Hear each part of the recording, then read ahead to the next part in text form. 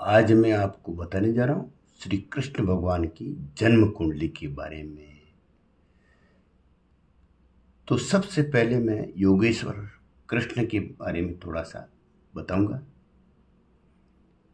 वे भगवान विष्णु के अवतार माने गए। कहते हैं कि जब जब धर्म की हानि होने लगती है, भगवान विष्णु स्वयं आसुरी प्रवृत्ति वाले लोगों का और पापियों का नाश करने के लिए इस पृथ्वी लोक पर अवतरित होते हैं। और आपने भी ऐसे ही किया।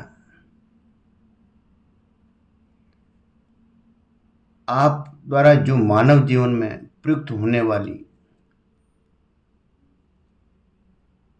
जो चीजें बताई वो निहायत ही बड़ी महत्वपूर्ण मानी गई है।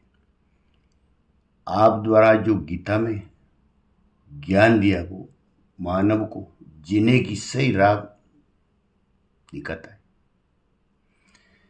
गीता की बातों को जीवन में अगर अपना ले तो मानव का ये लोक ही नहीं अपितु परलोक भी सुधर जाता है।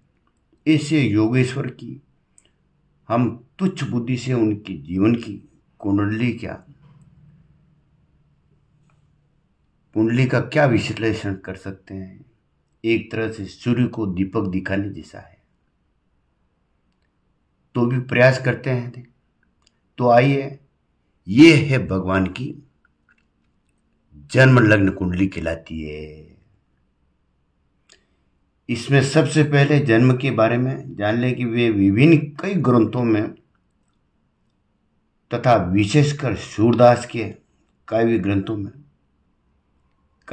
के अनुसार उनका जन्म भादो महीने के कृष्ण पक्ष बुधवार के रोज रोहिणी नक्षत्र में अर्धरात्रि को ठीक 12 बजे अभिजीत मुहूर्त में उनका जन्म हुआ था और मथुरा में कारागार में उनका जन्म हुआ। अब यदि उनकी देखें जन्म कुंडली की ओर देखें तो सबसे पहले इसमें जो है लग्न में एक तो चंद्रमा बैठा हुआ है और एक केतु बैठा हुआ है। तो चंद्रमा तो क्या कि है सौंदर्यवान बनाता है जातक को, और ये केतु जो है बचपन में चोरी स्वभाव वाला बनाता है।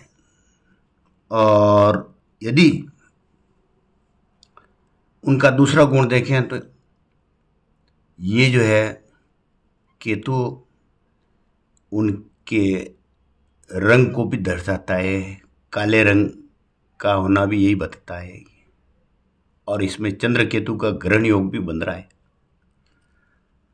अब यदि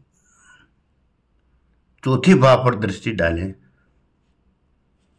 तो चौथे भाव में एक तो सूर्य खुद की राशि का बैठा हुआ है और ये माता से अलग रखता है सूर्य, चौथा सूर्य स्वराशि का। अब आते हैं 5वें भाव में बुध खुद उच्च का होकर के स्वराशि बैठा हुआ है। ये बुध जातक को नीतिवान और अपूर्व विद्वान, नीतिज्ञ, विवेकी, कूटनीतिज्ञ बनाता है। अब यदि छठे भाव शत्रु भाव को देखें तो इसमें शनि और शुक्र दोनों बैठे हुए हैं। तो शनि की वजह से तो ये शत्रुहंता यानी शत्रु पर विजय प्राप्त करने वाले होते हैं। और शुक्र का जो ये स्थान है, शुक्र मामा के लिए बिल्कुल विरोधी होता है, शत्रुता कराता है। और अब देखें ये राहु पत्नी के भाव में राहु बैठा हुआ है। तो वो क्या करता है, ये छठे राहु पत्नी के भाव में होने से रसिक शिरोमणि बनाता है और सबका चहेता बनाता है ये राहु।